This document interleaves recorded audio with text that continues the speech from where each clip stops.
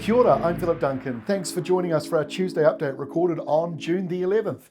We've got this large low on the way later this week and it's going to linger right through until next week. Several days it's going to bring rain and showers to various parts of the country, but not everyone is going to have severe weather. It's a messy system, so we're going to try and explain it for you as best as we can with the latest modelling that we've got today.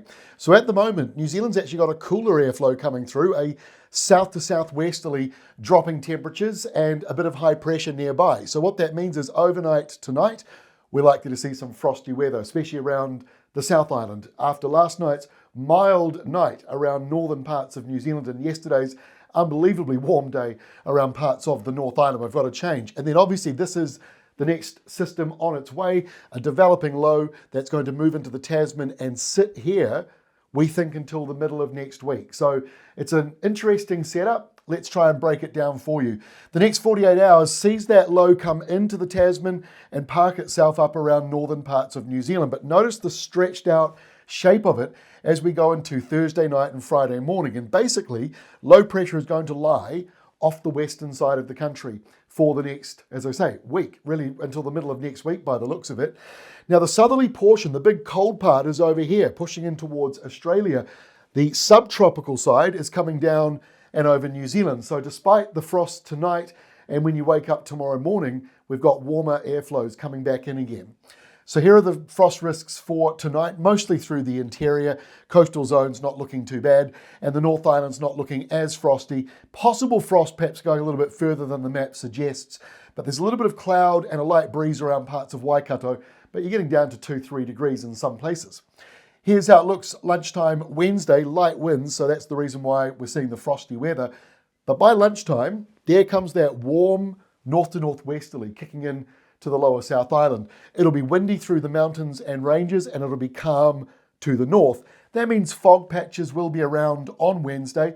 Hopefully, though, they do burn off fairly quickly. And the low pressure zone forming there, the big southerly blast, is pushing into the southeastern corner of Australia. Maximum temperatures on Wednesday, not too flash in the lower part of New Zealand, through the interior that is. Coastal zones not too bad, but the inland areas certainly into those mid-single digit temperatures. And a bit of a temperature drop in the north here, considering some places yesterday were well into the 20s. It is a cooler day on Wednesday, but it's still actually kind of mild for the north of New Zealand. Thursday, northerly winds, that's why it is becoming mild. Overnight lows on Thursday will be several degrees milder than they were overnight tonight. So you've got that warmer subtropical airflow coming down and across parts of the country, and the low all the way up here. Remember the other day it was down around the South Island. We were talking about a winter blast. Well, the winter blast is on this side, pushing up towards Australia. We've got the warmer side coming down for us on Thursday. This is where it gets more complicated, and the computer modelling doesn't necessarily help clear that up much for us as forecasters. This is a big, long, stretched out area of low pressure. Depends on which computer model you look at as to where the exact centre is. Some place it up towards Auckland, others place it down towards Hokitika. That is a big difference in distance. So you've got that low pressure zone, cold air coming up on this side of it, on the southern end of it. So that's just clipping the lower part of the country. But it looks as though the main rain band pushes across the North Island during Friday. You can see it right here. So some heavier falls around, but because you've got this low pressure zone, even once the front has cleared by, it may still be drizzly. And then as the day warms up, you might get some heavy afternoon showers. So it's a messy system coming through, and your local forecasts are going to chop and change a wee bit in the days ahead. Here is Saturday's setup. So now we've pushed the low down further to the south. So there's a bit of wiggle room still yet to be locked in. And because of that one part of the puzzle, that's the reason why the severe weather risks will take a little longer to work out exactly who gets what. Here on Saturday, this is an interesting development. Colder airflow out here. Between these two blue lines, there's like this lane of cold air coming in just south of Auckland, coming into Waikato, Taranaki, down the North Island, and into the upper South Island.